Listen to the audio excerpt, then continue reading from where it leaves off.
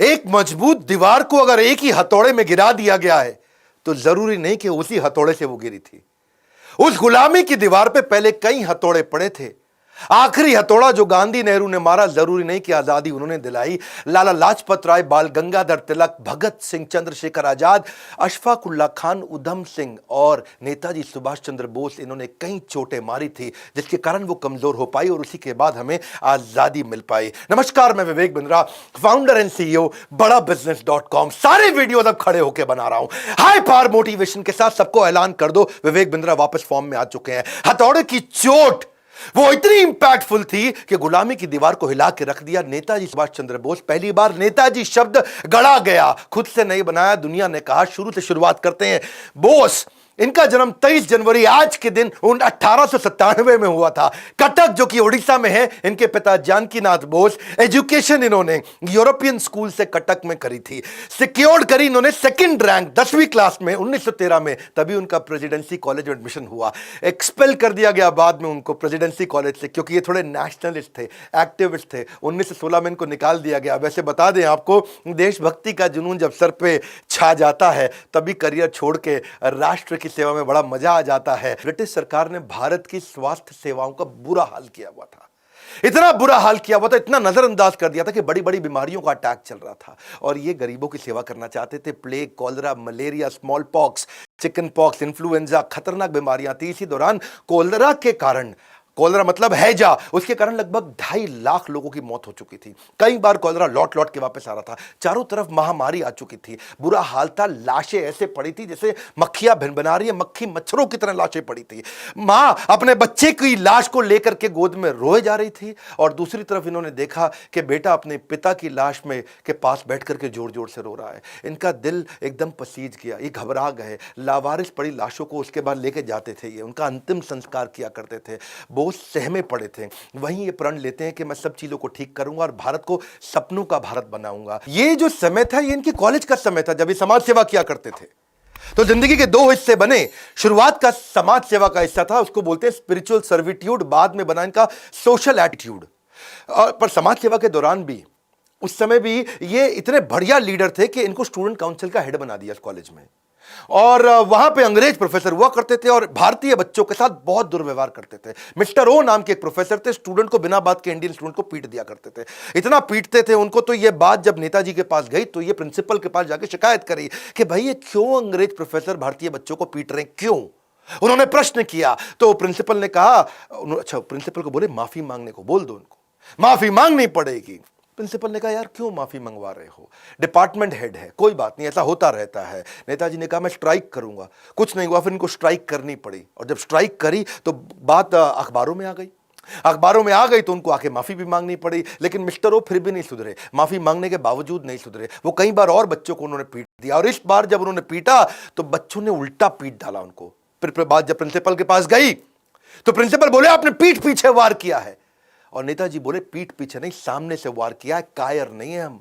इस चक्कर में उनको कॉलेज से निकाल भी दिया जाता है। फिर एक कमीशन बनाई जाती है और कमीशन कहते हैं कि भाई चलो इसको एक बार और माफी मांगने का मौका देते हैं। पर इन्होंने वहां जाके भी माफी नहीं मांगी। इन्होंने कहा गलत के आगे झुकना नहीं है और सही से मुंह मोड़ना नहीं है। सुभाष चंद्र बोस ने कमीशन के आगे माफी मांगने से मना कर दिया। भारतीयों के साथ भेदभाव के खिलाफ इन्होंने बहुत बोला। ये कॉलेज टाइम से करते थे। कमीशन गुस्सा हो जाता है, उसके बाद इनको कॉलेज से निष्कासित कर देते हैं। इस घटना से आता है उनके जीवन में बदलाव जब वो पॉलिटिकल करियर को बिल्ड करते हैं। उनका मानना था कि सबसे बड़ा अपराध अपराध नहीं, अपराध से ज्यादा बड़ा अपराध है कि अन्याय को सहना और गलत के साथ समझौता करना। बहरहाल अब कॉलेज से तो निकाल दिए गए थे तो उनके पिता जो बैरिस्टर थे उन्होंने इनको बुलाया और बोला बेटा सुभाष, जो हो गया, अब एक काम करो, तुम आईसीएस की तैयारी करो, इंडियन सिविल सर्विसेज की। सिविल सर्विसेज मतलब टॉप मोस्ट रैंक। 4 साल की तैयारी लगती थी और उस समय जो पढ़ाई थी वो इंडिया में नहीं थी, लंदन जाके पढ़ना पड़ता था। और 4 साल की तैयारी के लिए इनको लंदन भेजा। इतने बुद्धिजीवी, इतने जबरदस्त बुद्धिमान के 4 साल की पढ़ाई इन्होंने 7 महीने में कर ली और रैंक होल्डर हो गए। 4th रैंक इनको मिली। अमूमन भारतीय उस समय सिविल सर्विसेज में नहीं जाते, इन्होंने अंग्रेजों को पीछे छोड़ दिया। अच्छा, अब ये जब वहां पे रैंक होल्डर बने, इनके मन में क्या है, देश लुट रहा है अंग्रेजों के हाथ में और मैं मौज काटूं उन्हीं के साथ में। तो इनको बड़ा फील हुआ कि मैं आईसीएस की नौकरी को इन्होंने 1921 में उसी समय लात मार दी और ये घटना जो है जंगल की आग की तरह फैल गई। और अब उसके बाद ये आग की तरह फैल गई। अंग्रेज बड़े हैरान हुए कि भाई पहला आदमी भारतीय जो आईसीएस की नौकरी को लात मार रहा है। किसी को विश्वास नहीं हुआ, पहले कभी किसी ने छोड़ी नहीं थी। इनके पिता ने, बड़े भैया ने, सबने समझाया, पर जब राष्ट्र प्रेम का शोला दिल में घर कर जाता है, फिर दुनिया का हर सुख फीका नजर आता है। इन्होंने कहा कि भाई मेरा जन्म देश को लूटने के लिए नहीं बल्कि देश के लिए कुछ करने के लिए हुआ है। तो लोग हैरान हो गए और लोग उनसे मिलना चाहते थे, उनको देखना चाहते थे, उनके विचारों को जानना चाहते थे कि कौन है वो व्यक्ति जिसने मखमलों वाले बिस्तर को छोड़ करके कांटों भरी जमीन को चुना है केवल देश सेवा के लिए। वापस जब ये पानी के रास्ते मुंबई आए तो हजारों हजारों लोगों की भीड़ आ गई। हजारों लोग उनको देखने के लिए आए कि भाई कौन है ये आदमी। तो मुंबई में हजारों लोगों की भीड़ देख के उन्हें एक बात समझ आ गई, छोटी सी आईसीएस की नौकरी को लात मारने में इतने लोगों ने विश्वास किया, अगर मैं मेहनत करूं तो पूरे देश को इकट्ठा कर सकता हूं। उनकी as a leader thinking lateral out of the box, macro thinking थी, बड़ी थिंकिंग थी। महान व्यक्ति की यह पहचान है कि वो भविष्य की परिस्थितियों को, वर्तमान को देखते हुए पहचान लेता है। अब 1928 के दौरान कांग्रेस एक मजबूत आंदोलन बन चुका था और सुभाष चंद्र बोस, गांधी और नेहरू के साथ उनके मतभेद थे पर मनभेद नहीं थे, अंदर से दोस्त थे। वो सम्मान करते थे, गांधी को अपना गुरु मानते थे। उन दिनों लॉर्ड इरविन हुआ करते थे, उस समय के वाइसराय थे। उन्होंने गांधी जी को कन्विंस कर लिया, सहमत करा लिया कि भाई डोमिनियन स्टेटस दे देते हैं, ये भी एक फ्रीडम है। अब आप फ्री हो जाओगे, आपको डोमिनियन स्टेटस मिल गया, आप अपनी सरकार चलाओगे, अपने इलेक्शन करोगे। और उन्होंने इस प्रस्ताव को कलकत्ता अधिवेशन में प्रस्तुत किया कि भाई डोमिनियन स्टेटस ले लो। अच्छा, ये इनको पसंद नहीं आया। सुभाष चंद्र बोले डोमिनियन स्टेटस नहीं चाहिए, मुझको कंप्लीट फ्रीडम चाहिए। उन्होंने इसका कंप्लीट फ्रीडम के लिए बहुत झगड़ा किया, क्योंकि उन्होंने समझाया कि भाई डोमिनियन स्टेटस का मतलब है आप ऑटोनोमस कम्युनिटी तो हो जाएगी लेकिन चलाएगा ब्रिटिश एम्पायर। और पूर्ण स्वराज, कंप्लीट इंडिपेंडेंस का मतलब है कंप्लीट टोटल इंडिपेंडेंस। भाई सरकार अगर भारतीय चलाएंगे और पॉलिसी ब्रिटिश हुकूमत देगी तो डोमिनियन स्टेटस का क्या फायदा। अगर सरकार चलाने और पॉलिसी बनाने दोनों के अधिकार भारतीयों को मिलेंगे, उसी का फ्रीडम हमारे को चाहिए। क्योंकि डोमिनियन स्टेटस का एक ही मतलब है कि आप कोई डिसीजन नहीं ले सकते डिफेंस पे, कम्युनिकेशन पे और फॉरेन रिलेशन पे, लेकिन अगर कंप्लीट फ्रीडम मिल गया तो आप कोई भी डिसीजन ले सकते हो। तो डोमिनियन स्टेटस का प्रभाव ऐसा पड़ता कि भारत अपनी ना तो सैन्य शक्ति पे काम कर सकता था, भारत दूसरे मुल्क के साथ अगर कोई व्यापारिक रिश्ते बनाना है तो वो खुद से कर नहीं सकता, ब्रिटिश असेंबली से जाकर उसको परमिशन लेनी पड़ेगी। तो नेताजी बिल्कुल क्लियर थे, भाई चाहिए तो अपने को पूरा ही चाहिए। भारत खुद से किसी भी तरीके का अगर कानून ही नहीं बना सकता, ब्रिटिश हुकूमत जब चाहे जिसको चाहे, अभी नेहरू तुम हटो, पटेल तुम हटो, ये ब्रिटिश के हाथ में था। उनको नहीं चला कि भाई जब चाहे हटा दे, जब चाहे रख ले।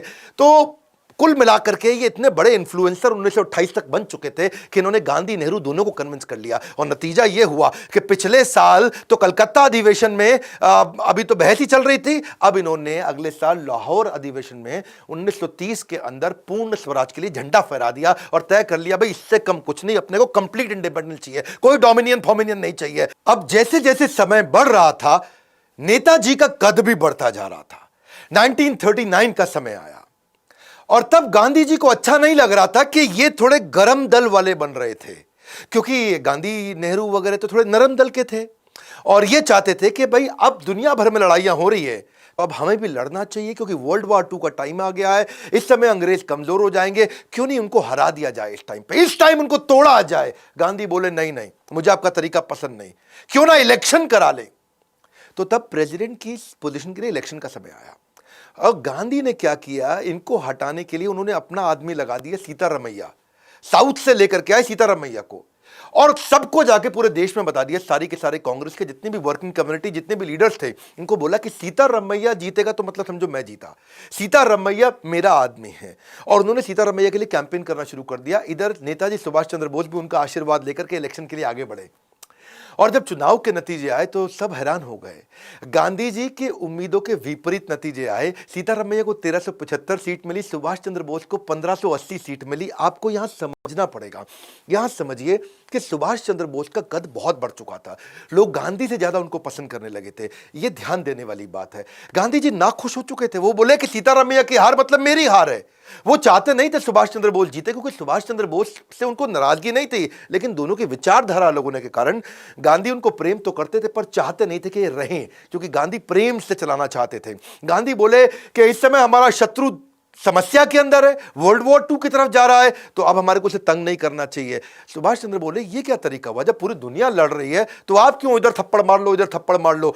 अब जीत तो गए थे ये, सुभाष चंद्र बोस, लेकिन गांधी ने इन पे प्रेशर डाला कि अब आप रिजाइन कर दो, आप इस्तीफा दे दो। एक सच्चे शिष्य एकलव्य की तरह अपने गुरु महात्मा गांधी के चरणों में आकर के उन्होंने त्याग पत्र दिया। बहरहाल सुभाष चंद्र बोस से उनको बोले कि मैं जानता हूं कि हमारे रास्ते अलग अलग हो सकते हैं, पर हमारा मकसद एक ही है। पर अब इनको क्योंकि बाहर कर दिया गया, तो अब कांग्रेस तो उनको सपोर्ट कर नहीं रही थी, क्योंकि ये बाहर हो गए थे। 12 बार इनको जेल में डाला गया।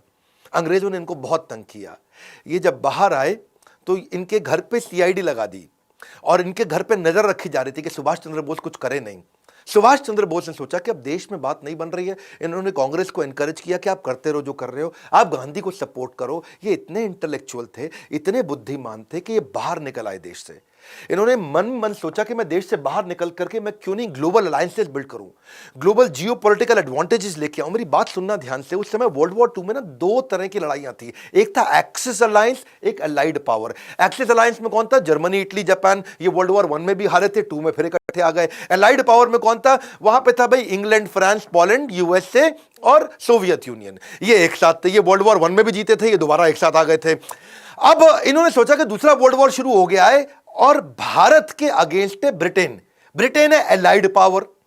अब ब्रिटेन एलाइड पावर है तो मैं क्यों नहीं एक्सिस में किसी का सपोर्ट ले लूं। तो ये बाहरी ताकतों से समर्थन लेने के लिए गए। इन्होंने सोचा सही मौका है, इससे मैं दुश्मन अभी उलझा हुआ है, कमजोर है, मुझे बाहर निकल जाना चाहिए। अब मजे की बात समझिए, तेज वो नहीं होते जो मौके का इंतजार करते हैं, बल्कि वो होते हैं जो सही मौके पे वार करते हैं। इन्होंने सोचा दुश्मन का दुश्मन मेरा दोस्त। तो पहले तो इन्होंने ट्राई फिर भी सोवियत यूनियन पे ही किया। उसके लिए इन्होंने प्लान बनाना शुरू कर दिया। और प्लान बनाने के लिए इन्होंने अपने एक दोस्त थे इनके, मियां अकबर शाह, उनको एक टेलीग्राम भेजा पेशावर में और उनको पेशावर से कोलकाता बुला लिया कि भाई आओ मेरी मदद करो। और मियां अकबर शाह को उन्होंने बोला, जो आज पाकिस्तान में पड़ता है, कि भाई तुम मुझको किसी तरह से काबुल ले जाओ, मैं काबुल के रास्ते उस रूस में जाऊंगा। यूएसएसआर हुआ करता था, अभी आज तो रशिया है। तो अपने भतीजे शिशिर थे इनके, उनकी मदद से इन्होंने गाड़ी लिया। गाड़ी में सीआईडी से बचते बचाते पिछली सीट के नीचे लेट के, दब के, छुप के ये निकले। वो उन्होंने उसको कलकत्ता से धनबाद छोड़ा, धनबाद से इनको काबुल और काबुल से मॉस्को जाना था। अब वही है नेताजी सुभाष चंद्र बोस। वहां रविंद्रनाथ टैगोर गाया करते थे कि जोरी तोरो डाक शून्य क्यों।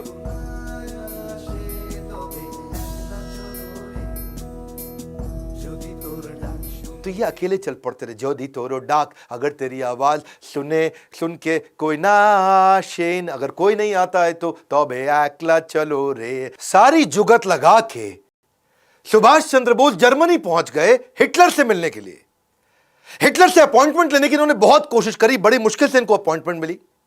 जब ये जाके वहां बाहर ड्राइंग रूम में बैठे तो अचानक एक आदमी आया, मतलब हिटलर आए और आके बोले, हेलो मैं हिटलर हूं, और अपना हाथ मिलाने के लिए आगे बढ़ाया। सुभाष चंद्र बोस जवाब देते हैं, मेरा नाम सुभाष है, मैं भारत से आया हूं और मैं आपसे नहीं, मैं हिटलर से मिलना चाहता हूं। हिटलर हैरान हो गए, कह रहे मैं ही तो हिटलर हूं। फिर वो वापस लौट के चले गए अंदर। अंदर से एक दूसरा आदमी आता है, फिर आके हाथ मिलाता है, हेलो मैं हिटलर हूं, बताइए। तो सुभाष चंद्र बोस फिर खड़े हो गए, नमस्कार मैं सुभाष चंद्र बोस भारत से आया हूं, मुझे आपसे नहीं, मुझे हिटलर से मिलना है। सब हैरान हो गए, अरे ये क्या चक्कर है, हिटलर तो आए मिलने के लिए। सुभाष चंद्र बोस ने मना कर दिया मिलने के लिए, बोले मैं हिटलर से मिलना चाहता हूं। अब 3-4 जब लोग आए और सबको उन्होंने बोल दिया मैं आपसे नहीं, मैं हिटलर से मिलना चाहता हूं, तो हिटलर ने असल में अपने 4-5 बहरूपिये बना रखे थे। उसको अपनी जान का खतरा रहता था और सुभाष चंद्र बोस हर बार पहचान गए। असली हिटलर को जब ये बात पता चली तो उसकी बुद्धि चकरा गई और वो बाहर आए। उनके लिए यह पहली बार हुआ पूरी पृथ्वी पे कि किसी आदमी ने पहचान लिया कि यार ये तो असली हिटलर नहीं है। तो वहां करके उन्होंने अपना दूरी से वहां खड़े हो गए और दूर पे आके खड़े होकर के इनको देखने लगे कि क्या चक्कर है, ये पहचानता कैसे। तब सुभाष चंद्र बोस खड़े हो गए और दूर से खड़े हो गए हिटलर उनको बोले कि बताइए क्या बात है, क्यों मिलना चाहते हैं। और तभी सुभाष चंद्र बोस मुस्कुरा के आगे बढ़े, बोले नमस्कार मैं सुभाष चंद्र बोस भारत से आया हूं, मैं आपका बहुत धन्यवाद करना चाहता हूं हिटलर कि आपने मुझसे मिलने का मुझे ये अवसर दिया। हिटलर हैरान, क्या पहचान गया ये? अब बिल्कुल ठीक पहचाना। पूछा कि भाई तुमने मुझे पहचाना कैसे? सारी बात छोड़, पहले ये बताओ पहचाना कैसे? आज तक दुनिया में कोई पहचान नहीं पाया। मेरे यही सारे कॉपी जो मेरे हिटलर के होते हैं, ये दुनिया भर में घूमाते हैं, सारे काम कराते हैं, तुमने पहचान लिया। तो तभी सुभाष चंद्र बोस बोले कि भाई मैं आपसे मदद मांगने आया था, मैं आपके चौखट पर आया हूं और आपका स्वभाव थोड़ा गर्वात्मक होना चाहिए, थोड़ा गर्व वाला होना चाहिए। और आप आके पहले हाथ बढ़ा देते थे कि मैं हिटलर हूं बताइए। तो मैं उसी से समझ गया कि हिटलर के पास एक किसी पराधीन देश से, भारत जो कि परतंत्र है, वहां से कोई मदद मांगने आया तो आपके चेहरे में वो गर्व नहीं दिख रहा था। तो आपके जो कॉपी थे वो राइट बिहेवियर नहीं डिस्प्ले कर रहे, और हिटलर की बुद्धि चकरा गई। बोला ऐसा इंटेलिजेंट आदमी कभी नहीं देखा। इसको क्या बोलते हैं? Accurate judgment. और इसके बाद इस मुलाकात से हिटलर इतना प्रभावित हुआ कि जो युद्ध बंदी इन्होंने बना रखे थे, युद्ध बंदी जो 4000 इन्होंने अंग्रेजों से जीते थे, उनको उन्होंने फ्री कर दिया और वो वहां से आजाद हिंद फौज में ज्वाइन किए नेताजी सुभाष चंद्र बोस के साथ में। हिटलर ने इनको हेल्प करी और इन्हें कहा कि देखो, अगर आप आगे बढ़ना चाहते हो, जीतना चाहते हो, भारत जर्मनी से बहुत दूर है और जापान एक्सेस पावर है, हम लोग के साथ की पावर है। मैं जापान में बात करवा देता हूं आपकी, कुछ सिस्टम्स तय करते हैं कि मैं आपको जापान भेजता हूं यहां से, और वहां से आप टीम बनाई, क्योंकि जापान आपकी मदद करेगा, जापान हम लोग के साथ का है और जापान भी अंग्रेजों के खिलाफ है। तो ये बड़ा मुस्कुराया, इनको बहुत अच्छा लगा। तो हिटलर ने इनके लिए बहुत अच्छा अरेंजमेंट किया। आप समझ सकते हैं, बाकी लोग भारत में ज़्यादा पढ़े लिखे नहीं थे, लेकिन ये दुनिया भर में इंटरनेशनल अलायंसेस बिल्ड कर रहे थे। अंग्रेजों को भी पता लग गया अब तक कि ये इस समय जर्मनी में है, और वहां से इन्होंने पूरी तैयारी करी। इनको हिटलर ने अपनी एक प्राइवेट बड़ी पनडुब्बी दी, जिसमें इन्होंने जो जर्मनी की नौसेना की बड़ी पनडुब्बी थी, और उसमें 90 दिन लगने थे। वो जहां पानी के ऊपर, पानी के नीचे सब तरह से ट्रैवल कर सकती थी। उससे इन्होंने इनको सुमात्रा द्वीप में भेजा, जो आजकल इंडोनेशिया का आइलैंड है, उसको जापान ने जीता हुआ था और जापानी सेना के कब्जे में था। ये वहां पहुंचे, हिटलर की मदद से पहुंचे, हिटलर के कारण पहुंचे। इमेजिन, हिटलर को भी इन्फ्लुएंस कर पाए। सुमात्रा से फिर ये, जो कि जापानीज आइलैंड है, अभी इंडोनेशिया के पास है, वहां से प्लेन से टोक्यो पहुंचे। और वहां पहुंचने के बाद ये जानते थे कि जापान एशिया के अंदर अपना वर्चस्व के लिए लड़ाई कर रहा है। तो जापान के प्रधानमंत्री को जाके इन्होंने इन्फ्लुएंस किया। ऐसे इंटेलिजेंट लीडर्स नहीं थे जो इतने पढ़े लिखे थे, इतने इंटेलिजेंट थे। वहां जाके प्रधानमंत्री को साथ में बिठाया और उनको क्या बोला, देखिए भाई साहब, हिदेकी तोजो, एक बात समझ लीजिए कि एशिया तो एशियाई लोगों का होना चाहिए ना, एशिया में बाहर के गोरे कैसे आ गए? वो बड़ा मुस्कुराए, क्या जबरदस्त आदमी है, बात तो ठीक कह रहा भाई, एशिया तो एशियाई का होना चाहिए। तो हिदेकी को ये बात अच्छी लगी। फिर उन्होंने कहा कि भाई आपके भगवान बुद्ध है और हमारे यहाँ भी तो भगवान बुद्ध ही हैं, हमारे लिए कितने पूजनीय है, उस लिहाज से तो हम भाई भाई हो गए। और वो बड़ा इंप्रेस हुए। जापानी प्रधानमंत्री, उन्होंने जाके पार्लियामेंट में अनाउंस कर दिया कि हम सुभाष चंद्र बोस को पूरी मदद करने को तैयार है। भारत की आजादी की लड़ाई में जापान उनके साथ में। सुभाष चंद्र बोस जानते थे कि इनका इस समय सिंगापुर के साथ झगड़ा चल रहा है, सिंगापुर में अटैक कर रहे हैं, और सुभाष चंद्र बोस को मालूम था कि अंग्रेजों की सेना सिंगापुर में थी।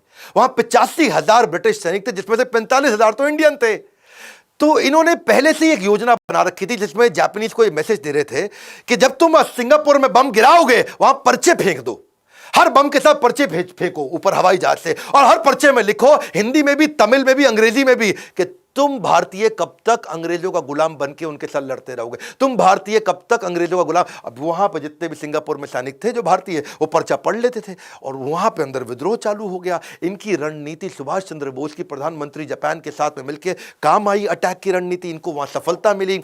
और अब इमेजिन करिए, जापानीज प्राइम मिनिस्टर तक को इन्फ्लुएंस कर दिया, उनको तक एक योजना समझा दी, सिंगापुर पर अटैक करके सिंगापुर अपना, अब सिंगापुर जापान का हो गया था। अब जैसे ही वो उनका हुआ, प्रधानमंत्री भी इनसे खुश थे। तो वहां जो 45,000 ब्रिटिश आर्मी के अंदर इंडियन सैनिक थे, उनको जापानीज ने इनको वापस कर दिया, सुभाष चंद्र बोस, और वहां से तैयार हुई पूरी आर्मी। रास बिहारी बोस जो वहीं पे इंडियन लोगों को तैयार किया करते थे, उनके माध्यम से नेताजी सुभाष चंद्र बोस को सौंप दिया गया, और अब तैयार हो गई आजाद हिंद फौज। यहां से अंग्रेजों को पता लगने लगा कि ये बहुत बड़ी तैयारी कर रहा है। जापानी सेना बर्मा को जीत चुकी थी, अब बर्मा में कब्जा इनका था, जापानीज का। इन्होंने कहा कि भाई अब बर्मा के रास्ते भारत में घुसेंगे, और प्राइम मिनिस्टर ने पूरा सहयोग किया। नागा पहाड़ियां, यानी कि नॉर्थ ईस्ट जो नागालैंड है, वहां से मैदानी इलाकों में जाएंगे, पहले पहाड़ों पे जाएंगे, वहां से मैदानी इलाकों में जाएंगे। अप्रैल 1944 में आजाद हिंद फौज, जो ये सिंगापुर से अपनी टीम तैयार करके आए थे, बर्मा से टीम तैयार करके आए थे, ब्रिटिश सेना को खदेड़कर मणिपुर में जाकर के पहली बार तिरंगा डाला। पूरा देश पूरा हिल गया उस समय। एक बात आपको बता दें, मानते तो दिल से गांधी भी थे, कि हमारा देश अनडिवाइडेड रह सकता था। क्या कहते हैं कि अगर आप किसी को जोड़ना चाहते हो ना अपने साथ, तो उसे केवल गले नहीं दिल से लगाना चाहिए। क्योंकि गांधी ये जानते थे कि जिन्ना कितना भी शोर मचा ले, सारे हिंदू और मुसलमान अगर किसी एक लीडर को इकट्ठे मानते थे तो वो थे सुभाष चंद्र बोस। मैं आपको एक कहानी बता देता हूं। 1943 में जब रंगून के अंदर बर्मा में ये अपनी फौज इकट्ठी कर रहे थे, तो आजादी के लिए अपनी फौज को इकट्ठा करने के लिए उन्होंने सबसे योगदान मांगे। और उस योगदान के दौरान वहां पे एक मुस्लिम व्यक्ति आया और उसने आकर के बोला कि सुभाष चंद्र बोस जी, मैं आपको अपना सब कुछ देने को तैयार हूं, मेरे पास कुछ करोड़ रुपए हैं। याद रखना, उस समय कुछ करोड़ रुपए बहुत हुआ करते थे। मेरे पास कुछ करोड़ रुपए, अपना घर है, अपना परिवार है, मैं सब आपको देने वाला हूं। तो वो सुभाष चंद्र बोस उनको बोले, उस मुसलमान व्यक्ति को, कि तुम क्यों मुझको अपना सब कुछ दे दोगे तो अपना घर कैसे चलाओगे? तो उसने क्या बोला, अब घर थोड़ी चलाना है, अब तो मैं भी, मेरी पत्नी भी, मेरे बच्चे भी आपकी सेना में है। गांधी ये बात जानते थे। इनफैक्ट ये तो एक बार खुद मोहम्मद अली जिन्ना ने भी बोला था कि अगर सुभाष चंद्र बोस प्रधानमंत्री बनते हैं तो मैं उनके साथ रहने को तैयार हूं, उनको अलग पाकिस्तान की आवश्यकता नहीं। मैं आपको ना ऐसे बताऊंगा कि गांधी की उन्होंने रिस्पेक्ट फिर भी जीवन भर करी। सिंगापुर में जब वो तैयारी कर रहे थे, तब वहां से भी एक रेडियो के अनाउंसमेंट में उन्होंने बोला कि गांधी जी राष्ट्रपिता हैं। लेकिन इंडिया में एक्सेप्टेंस सुभाष चंद्र बोस की बहुत बड़ी थी। वो इतनी बड़ी थी कि वास्तव में अगर 1945 में वो जीवित होते ना, तो चांसेस थे कि इनको राष्ट्रपिता की उपाधि मिल जाती। पहले प्रधानमंत्री तो ये पक्का बनते ही बनते। उसके कारण क्या है? क्योंकि इनसे ज्यादा बुद्धिमान व्यक्ति, इंटेलेक्चुअल जीनियस, इनसे ज्यादा विजनरी, जो दूर तक सोच सके, क्योंकि बाकी सब तो ऑपरेशंस में हिंदुस्तान में लड़े रहे, ये पूरी दुनिया का अलायंसेस लेके आते रहे। इनसे ज्यादा इकोनॉमी को समझना, इंडस्ट्रियलाइजेशन को समझना, ब्यूरोक्रेसी को समझना, सोशल सिविक्स को समझना, diplomacy, international alliances, geopolitical partnership, इनके पास शायद बुद्ध आदित्य योग था। बुद्ध आदित्य योग ये वो योग होता है कि आप जब भी कुछ कहें तो पूरी दुनिया आपकी बात माने। ये जहां जो बोलते रहे, दुनिया इनकी बात मानती थी। चांसेस थे कि अगर ये रहते तो उसके बाद पाकिस्तान बनता ही नहीं, पाकिस्तान भारत में ही होता। मैं फिर बता रहा हूं आपको, क्योंकि गांधी ये बोलते थे कि ये अनडिवाइडेड चाहते थे, और जिन्ना अगर कंट्रोल में आते तो केवल इन्हीं के कंट्रोल में आते, सुभाष चंद्र बोस के। जिन्ना और तो किसी की नहीं सुनते थे। पर दुर्भाग्यवश हुआ ये कि पीछे 1945 आ चुका था। वर्ल्ड वॉर में अमेरिका ने हिरोशिमा नागासाकी बॉम्ब डाल दिया जापान में। जापानीज लोग पीछे हो गए। लेकिन क्या आजाद हिंद फौज की याद है हमें कुर्बानी? भले ही इतिहासकारों ने नहीं लिखी इनकी कहानी, जितना कर सकते थे उससे बहुत ज्यादा सपोर्ट किया जापान ने, पर अब उसने सारा सपोर्ट वापस खींच लिया, क्योंकि संभव था ही नहीं। नेताजी सुभाष चंद्र बोस, इन्होंने पहले ऐसे व्यक्ति थे जिन्होंने महिलाओं की भी ब्रिगेड बनाई।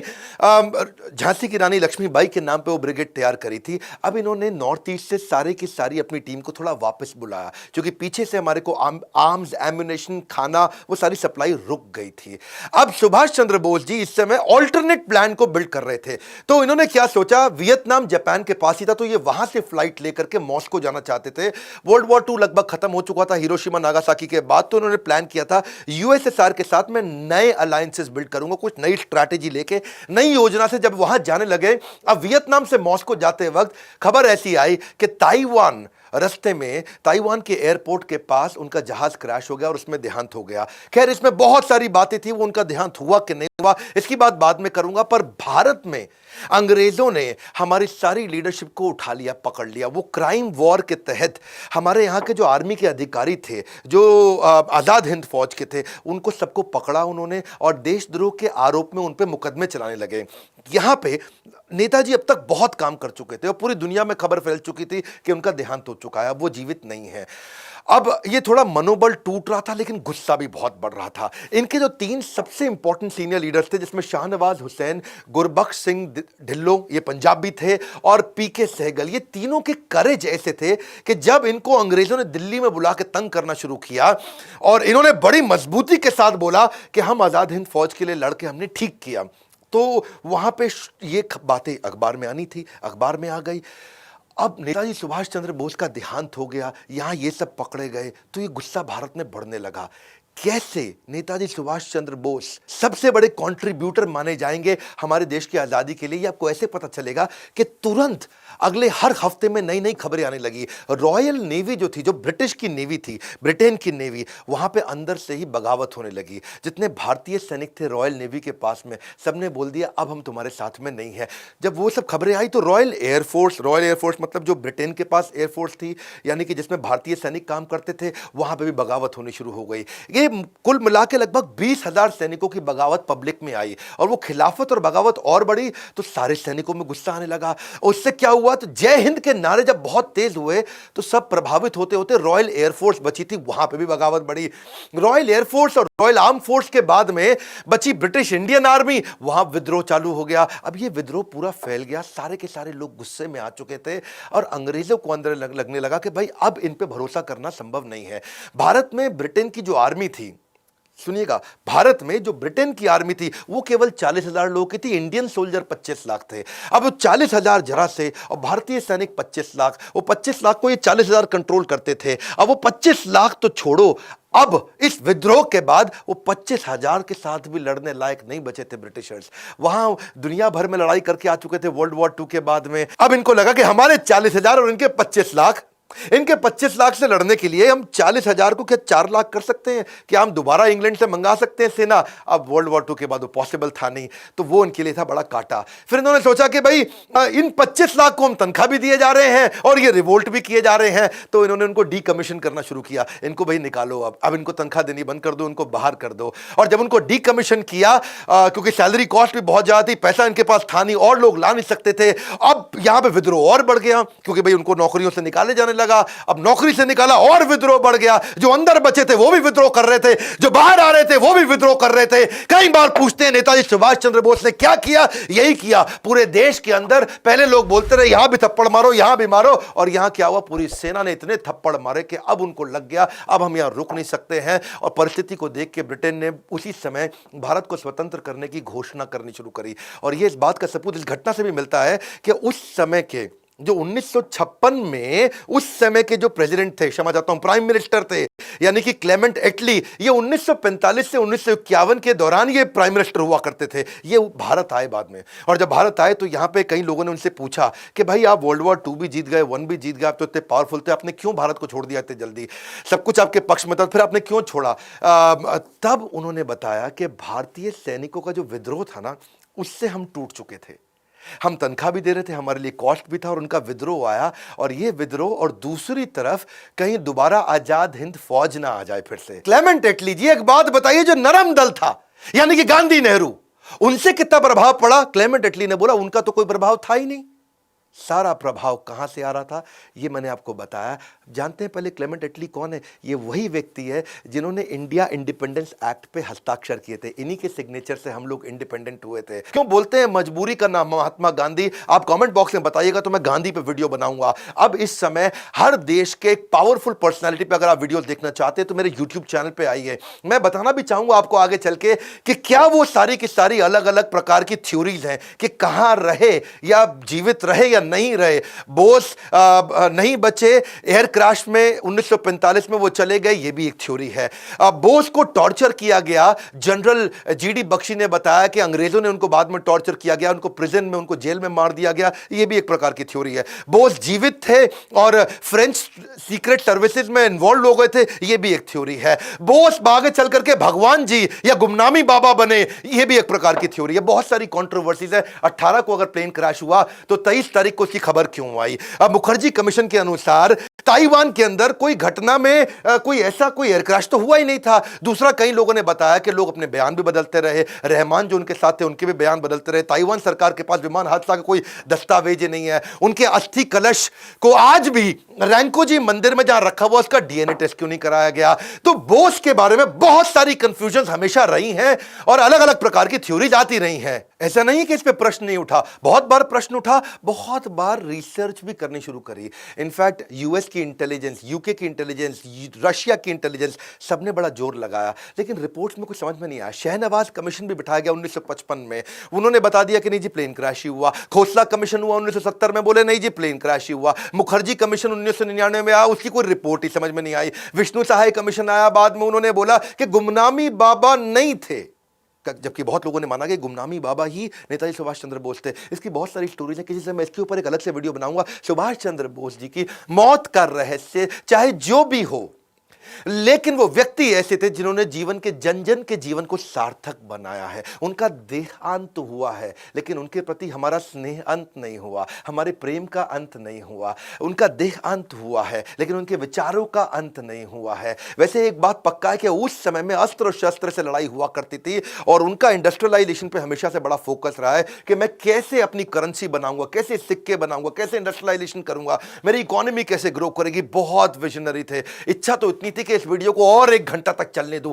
इतना कुछ मैं बताना चाहता हूं कि वो रीइंकारनेट कर सके, हम उनके इस विजन को उस लीडरशिप में डाल सके। लेकिन आज अस्त्र शस्त्र की लड़ाई नहीं है, आज लड़ाई मार्केट शेयर की है। आपको भी सीखना होगा कि आप अपने बिजनेसेस को एक्सपैंड करके दुनिया भर में अपनी कंपनीज को कैसे ग्रो करें, कैसे आप अपने बिजनेसेस को, अपने आइडियाज को, अपनी वेल्थ को दुनिया भर में लेकर के जाएं और वहां से बिजनेस को वापस इंडिया में, वहां से ग्लोबल रेवेन्यू को इंडिया में लेकर के आएं। आपको भी ग्रो करना है और ये चैनल मेरा फ्री लर्निंग यूनिवर्सिटी अब बदल चुका है। मैं पूरे जोश के साथ वापस आ चुका हूं। शेयर करिए इस वीडियो को, शेयर करिए, दबा के शेयर करिए। बताइए लोगों को कौन थे नेताजी सुभाष चंद्र बोस जिनके कारण आजादी मिली। केवल गांधी नेहरू के बारे में नहीं, ऐसा नहीं कि मैं उनका सम्मान नहीं करता, उनके बारे में भी वीडियो जरूर बनाऊंगा। आप प्लीज लाइक करिए। मेरी बहुत मेहनत जाती है इन वीडियोस को बनाने में, बहुत एफर्ट जाता है इन वीडियोस को बनाने में। नए आए तो जरूर सब्सक्राइब करिए और वीडियो को शेयर करते रहने के लिए, हमारे साथ जुड़े रहने के लिए आप सबका मुस्कुराहट के साथ प्रेम पूर्वक बहुत बहुत धन्यवाद।